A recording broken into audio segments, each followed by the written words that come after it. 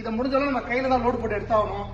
So இந்த மாதிரி இருக்கும்போது ஒரு கஸ்டமர் என்ன வழியில பஞ்சர் ஆனா அவங்க எப்படி வீல கழட்டுவாங்க, இதுதாங்க இதுல ஒரு டாஸ்க்கு.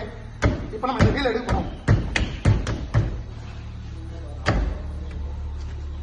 எங்களுக்கே வரல பாத்தீங்களா.